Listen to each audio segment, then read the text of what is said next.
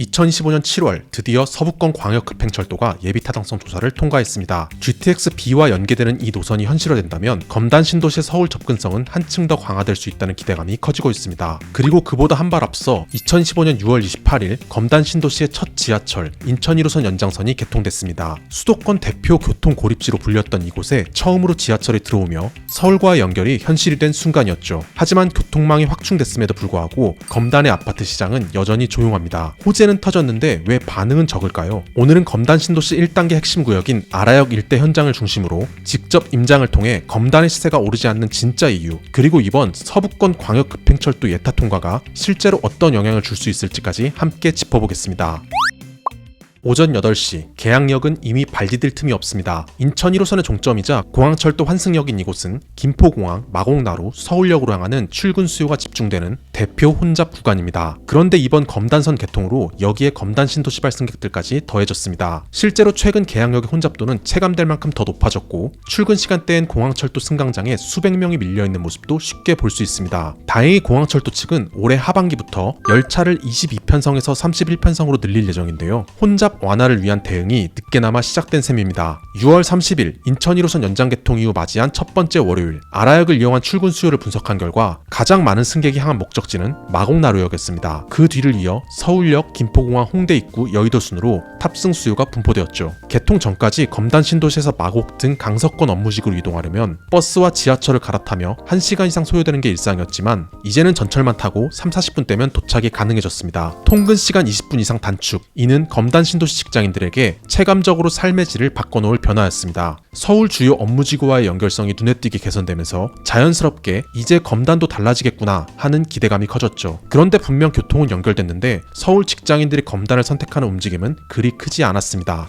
왜일까요? 가장 핵심적인 이유는 분명합니다. 마곡이나 여의도 등 고소득 전문직 종사자들이 선호하는 지역은 여전히 검단이 아니기 때문입니다. 출퇴근 시간이 줄었다고 해서 곧바로 살고 싶은 동네가 되는 건 아니라는 현실, 여기에 검단의 고민이 담겨 있습니다. 2025년 6월 30일 마곡나루역으로 가장 많이 이동한 출발지는 서울역, 그 다음은 디지털 미디어 시티였습니다. 뒤를 잇는 건 가양, 염창, 증미 등 9호선 서부권 주거지들이죠. 모두 마곡나루와 환승 없이 연결되는 주거지들입니다. 아라역의 순위는 25위, 심지어 더 멀리 떨어진 청라국제도시보다도 낮습니다. 이러한 흐름은 여의도도 마찬가지입니다. 당산, 신논현, 화곡, 염창, 가양 등 서울 내부에서 출발한 승객이 대다수고 검단의 아라역은 무려 122위에 불과했죠. 김포공항도 다르지 않습니다. 계양이 19위, 아라는 32위. 이쯤 되면 방향이 보이죠. 서울로 연결되는 노선이 생기긴 했지만 사람들이 여전히 머무는 곳은 서울입니다. 그렇다면 검단 신도시 주민들은 실제로 어디로 이동하고 있을까요? 2015년 4월 한 달간 아라동 거주자의 평일 이동 데이터를 분석해본 결과 가장 많은 인구가 향한 곳은 인천 서구, 이어서 계양구, 부평구, 그리고 서울 강서구 순으로 나타났습니다. 아라동은 검단에서 서울까지의 거리가 가장 가까운 입지를 가지고 있음에도 불구하고 주요 생활권은 여전히 인천 내부에 머물러 있고 서울 이동은 일부에 그친다는 것을 보여주는 데이터입니다. 이를 좀 더 큰 틀에서 보면 다음과 같습니다. 과거에 조사했을 때는 이보다 서울로 이동한 비율이 현저히 작았는데요. 이제는 아라동에서 서울 전체로 이동하는 비율도 결코 적지 않습니다. 전체의 45% 이상이 서울로 이동하는 것만 봐도 검단은 분명히 서울 출퇴근권에 포함된 입지입니다. 하지만 여기서 중요한 건 이동하고 있는가가 아니라 선호하는가입니다. 지금 검단은 서울 출퇴근권에 들어온 건 맞지만 여전히 서울 직장인들의 마음속 주거권에는 진입하지 못한 상태인 겁니다. 다시 말해 서울 접근권이 생겼다고 해서 살고 싶은 도시가 되는 건 아니고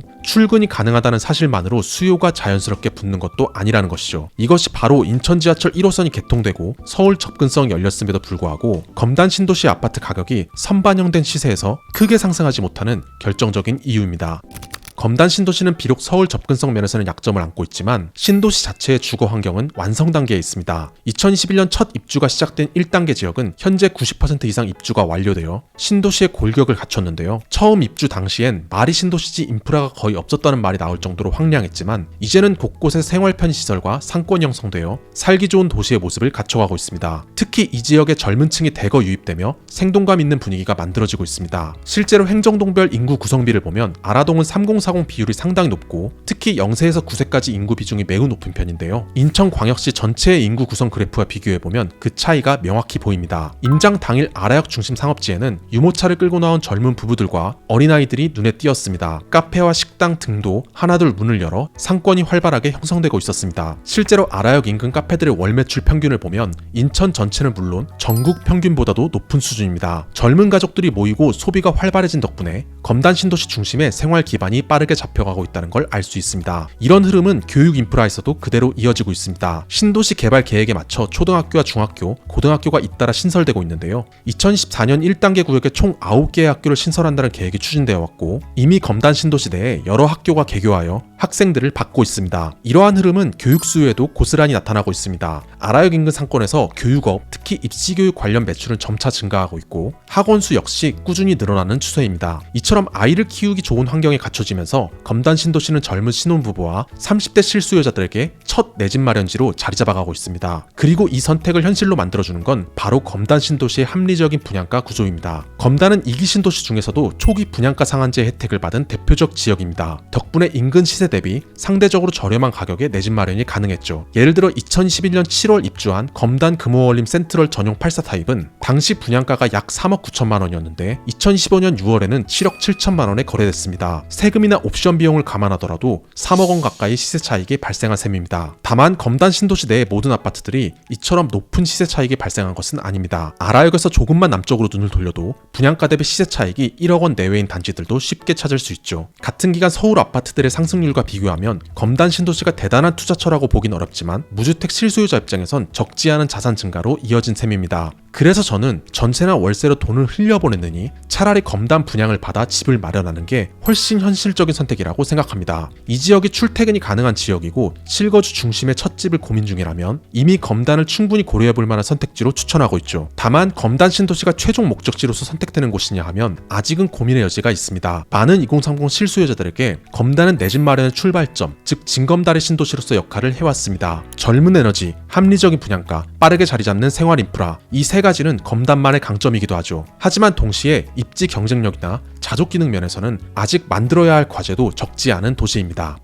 많은 2030 세대에게 출발선이었던 검단 신도시, 이곳은 앞으로도 계속 그 시작점에만 머물게 될까요? 아니면 이제는 완성형 도시로 도약할 준비가 된 걸까요? 향후 전망을 이야기하기 위해선 무엇보다 검단이 가진 미래 호재들을 냉정하게 들여다볼 필요가 있습니다. 검단 신도시의 교통 호재 중 가장 주목받는 것은 바로 서부권 광역급행철도입니다. 이 노선은 당초 김포 장기역에서 부천 종합운동장역까지 연결되는 노선이었고 GTX B 노선과 환승 연계되는 구조로 계획되어 있었습니다. 그런데 7월 10일 드디어 예타가 통과하면서 구체적인 노선도 함께 공개됐는데요. 당초 계획과 달리 GTX-B와 선로만 공유하며 여의도 청량리까지 직결되는 노선으로 계획됐습니다. 총 사업비는 2조 6천억 수준, 실현만 된다면 여의도와 용산, 서울역 청량리역까지 출퇴근 사정권 안에 진입하게 됩니다. 하지만 여기서 주의할 점이 하나 있습니다. 예타 통과는 시작일 뿐이지 착공을 의미하진 않습니다. 예비 타당성 조사는 통과 이후에도 기획재정부의 재정사업평가위원회 승인, 국회 예산 편성, 실시 설계, 토지 보상 등 넘어야 할 절차가 많고 이 과정만 수년이 걸릴 수도 있습니다. 실제로 GTX-C는 2018년 12월 예타를 통과했지만 아직도 착공이 본격화되지 않았고 GTX-B 역시 2019년 8월 예타를 통과했음에도 2025년 착공 이후 자금 조달 문제로 가장 중요한 민자 사업 구간의 공사가 실질적으로 멈춘 상황입니다. 즉 서부권 광역급행철도가 예타를 통과했지만 검단이 실제로 혜택을 체감할 시점은 한참 뒤일 수밖에 없습니다. 게다가 서부권 광역급행철도는 검단만의 점유물이 아닙니다. 노선상의 주요 경유지인 계양과 부천은 서울에 더 가깝고 GTX가 개통될 무렵이면 검단 1단계 단지들은 준구축, 계양과 대장은 신축 상태일 가능성이 높습니다. GTX 호재의 효과가 온전히 검단으로 향한다고 단언할 수는 없죠. 또 하나의 기대 노선은 서울 지하철 5호선 검단 김포 연장입니다. 강남과 여의도 접근성을 획기적으로 바꿔줄 노선으로 주목받으며 2031년 준공을 목표로 2023년 신속 예타 대상에 선정되기도 했습니다. 하지만 최근 상황은 낙관적이지 않습니다. 예타상 BC값 기준에 미달한 것으로 알려졌는데요. 노선 구성과 경유역 숫자를 두고 인천시와 김포시가 갈등하면서 사업비가 많이 투입되는 노선으로 변경된 것이 경제성 확보 실패의 주 원인으로 추정됩니다. 저는 사실 이 노선에 대해서 2년 전 영상에서 이미 부정적으로 평가한 바 있는데요. 그 후 기대감을 보이는 분위기도 있었지만 2025년 지금 제 평가는 그때와 다르지 않습니다. 정책적 명분은 크지만 현실적 제약도 뚜렷한 노선이라는 것입니다. 국토부의 2025년 도시철도 예산은 약 7조 원. 하지만 이 중에서 신규 노선에 단독으로 편성되는 예산은 한정적입니다. 문제는 광역철도 하나를 건설하는 데만도 1조 5천억 원에서 많게는 2조 5천억 원 이상이 들어간다는 점입니다. 그만큼 서울 수도권에 계획된 수십 개의 교통사업 중 정부는 실제로 필요성이 높다고 판단되는 노선부터 예산을 배정할 수밖에 없는 구조입니다. GTX B와 C뿐만 아니라 위례신사선, 위례과천선, 대장홍대선, 신구로선 등 우선순위에 따라 밀리는 노선은 몇 년씩 지연되기도 합니다. 검단 5호선 연장 역시 예타를 통과하더라도 그 이유가 훨씬 더 험난할 수 있습니다. 무엇보다 5호선 연장이 단순한 직선 연결이 아닌 이상 여의도 강남까지 실질적인 시간 단축 효과가 크지 않다는 점도 간과해서는 안 됩니다. 물론 검단에는 GTX D 노선과 인천 2호선 연장처럼 추가적인 교통호재도 여전히 논의되고 있습니다. 예타 통과 여부에 따라 일부 단지 중심으로 단기적인 시세 반응이 나타날 가능성도 있겠지만 그 효과가 실제 일상 속 교통 환경 개선으로 이어지기까지는 여전히 많은 변수와 시간이 필요합니다. 따라서 검단의 미래는 단순한 교통 호재가 아니라 도시 안에서 삶이 굴러가는 구조, 곧 자족 기능의 확보에 달려 있습니다. 서울과의 거리가 결코 가깝지 않은 만큼 검단은 단순히 서울 출퇴근에 의존하는 베드타운이 아니라 삶과 일이 함께 이루어지는 도시로 발전해야 합니다. 그런 점에서 일자리와 연계된 자족 기능 확충은 검단의 미래에 있어 핵심 요소입니다. 대표적으로 법조타운 노선과 계양 테크노밸리 산업단지 두 가지를 들 수 있습니다. 검단 내에는 인천지방법원 북부지원이 2017년 개원을 목표로 공사를 진행 중이며 법원과 검찰청이 들어서면 관련 업종 종사자와 유동인구 유입이 기대됩니다. 또한 인근 계양지구에 조성 중인 테크노밸리 산업단지는 검단과 매우 가까운 거리에서 실제 고용 창출 효과를 낼 수 있는 기반이 될 것으로 보입니다. 이 두 개의 축이 안정적으로 자리 잡게 된다면 검단은 베드타운을 넘어 자립형 신도시로의 전환 가능성을 현실화할 수 있습니다. 다만 생활 인프라 측면에서 아직 갈 길은 남아 있습니다. 상급 종합병원 유치는 수익성 문제로 중단됐고 대형마트나 복합 쇼핑몰 등 민간 상업시설도 계획보다 늦어지고 있는 상황입니다. 그렇다면 검단 신도시는 앞으로 어디로 향하게 될까요? 우선 단기적으로 검단 신도시는 이미 실거주지로서의 기본기를 빠르게 갖춰가고 있습니다. 특히 전셋값과 집값 폭등을 겪은 2030 세대에게 검단은 숨통을 틔워준 몇 안 되는 선택지였습니다. 비교적 저렴한 분양가, 신축 주거지, 그리고 내 집 마련의 심리적 안착감까지 검단은 무주택 실수요자들의 출발점 역할을 충실히 해냈습니다. 장기적으로 보더라도 검단은 서울 집값에 대한 신도시로서의 가능성을 여전히 품고 있습니다. 일산, 판교, 광교처럼 수도권을 대표하는 신도시들 역시 처음에는 서울을 대신하는 도시로 그렇게 자리 잡았죠. 서울 집값이 쉽게 꺾이지 않는 한 검단처럼 합리적인 가격의 신축 주거지는 항상 누군가에겐 현실적인 답이 될 수밖에 없습니다. 다만 이런 전망이 자연스럽게 따라오는 건 아닙니다. 검단의 미래 가치는 교통과 자족 기능이라는 두 바퀴가 동시에 굴러갈 때 비로소 완성될 수 있습니다. 둘 중 하나라도 부족하면 이 도시는 영원히 서울의 대체제라는 틀을 벗어나기 어려울 겁니다. 하지만 이 두 개의 축이 균형을 이루기 시작하는 순간 검단은 수도권 서북부에서 가장 주목받는 실거주 중심의 자립형 신도시로 도약할 수 있을 것입니다.